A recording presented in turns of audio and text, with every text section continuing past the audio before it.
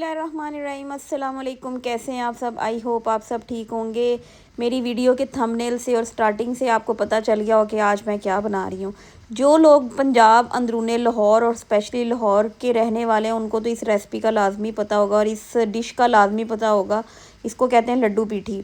अच्छा, जब से मैं दुबई आई हूँ ना, मुझे यहाँ पर लड्डू पीठी कहीं नहीं नज़र आई। गोलगप्पे, पापड़ी चाट, चना चाट, हर तरह की चीज़ नज़र आई, लेकिन लड्डू पीठी मुझे अभी तक अजमान, शारजा, दुबई कहीं नहीं, मैंने इवन सर्च भी किया है, मुझे कहीं नहीं मिली।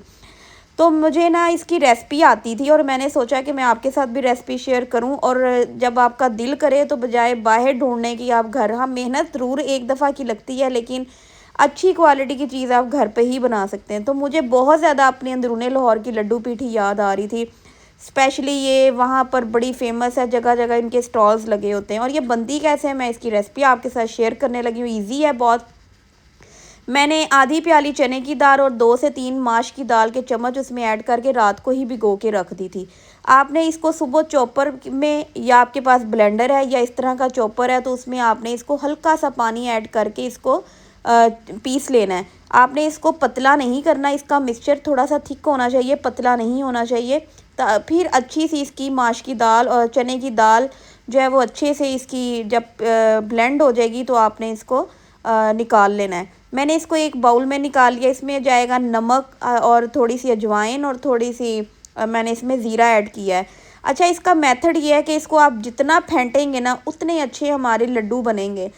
मेरे पास वो मट्टी की पंजाब में जो है ना दोरी होती है, जिसमें कुंडी डंडे में वो अच्छे से ना बनाते हैं, और लेकिन मेरे पास इस टाइम वो मौजूद नहीं थी। लेकिन अगर आपके पास चॉपर है, ब्लेंडर है, आप उसमें भी इसको ग्राइंड करके और हाथों की मदद से मैंने इसको अच्छे से ना फेंटा है। जितना आप फेंटेंगे उतने हमारे लड्डू फ्लफ़ी बनेंगे।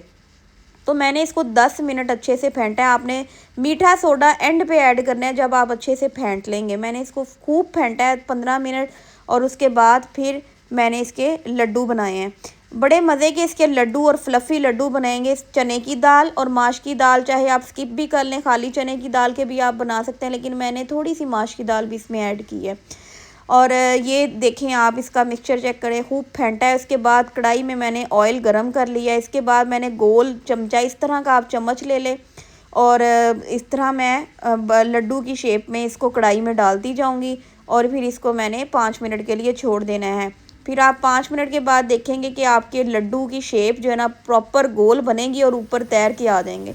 तो इसी तरह जो है ना मैंने लड्डू बनाते जाना है, और 5 से 10 मिनट इसको लगने हैं और हमारे जो लड्डू हैं ना वो फ्राई होके आ जाने हैं। आपने जो चने की दाल है ना उसको रात को भिगो के रख लेना। कोई जो कुछ लोग हैं वो खाली चने की दाल के बनाते हैं, लेकिन जो प्रोफेशनल स्टॉल वाले हैं, मैं उसकी रेसिपी आपके साथ शेयर कर रही हूँ। वो इसमें थोड़ी सी माश की दाल भी ऐड करते हैं। अच्छा, आप जब स्टॉल पे जाए ना तो वो फ्रेश जो है ना वो कूंडी, उसको सरदाई वाला जो कूंडी डंडा होता है, जिसने सरदाई पी होगी उसको लाजमी पता होगा, वो उसमें जो है ना डंडे की मदद से फ्रेश जो है ना वो बनाते हैं। तो क्योंकि मैंने उसमें नहीं बनाया, मैंने चॉपर में दाल को मैश किया। अगर आपके पास वही चीज़ें हैं तो आप उसको यूटिलाइज़ करें।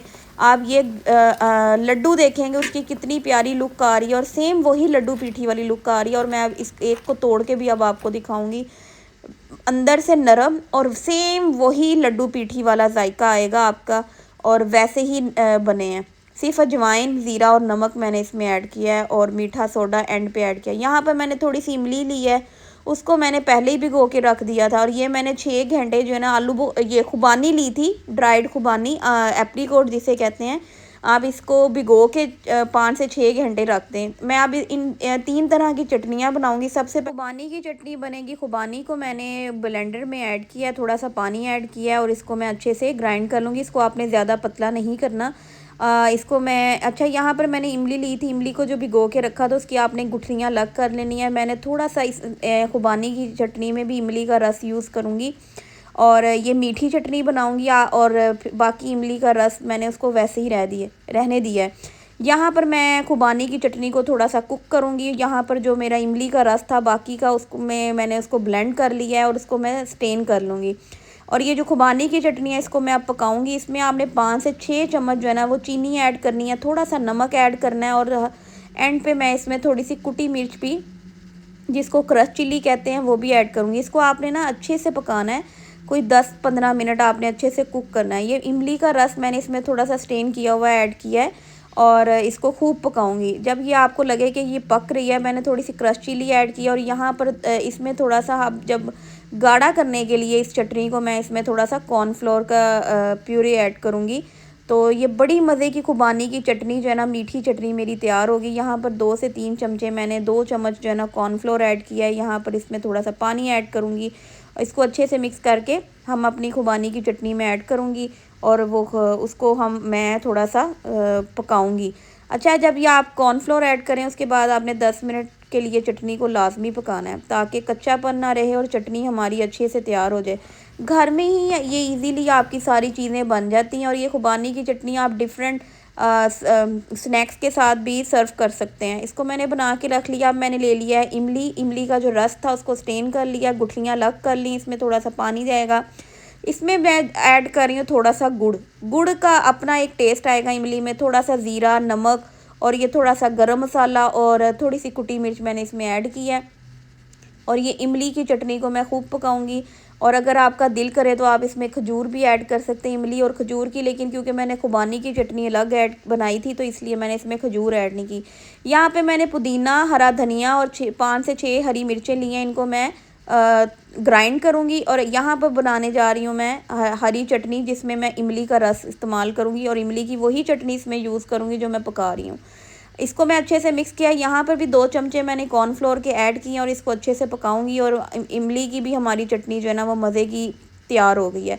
अच्छा, थोड़ी सी इमली का चटनी जो है ना वो पुदीना, हरा धनिया और हरी मिर्ची के मिक्सचर में ऐड करूँगी, इसमें थोड़ा सा पानी और ऊपर गार्निशिंग करने के लिए यहाँ पर मैंने मूली और गाजरें ले ली हैं। अमूमन जो आप स्टॉल्स में देखते हैं गाजर और मूली वो हाथ से कद्दूकश की होती है और वो थोड़ी सी लंबी लंबी होती है।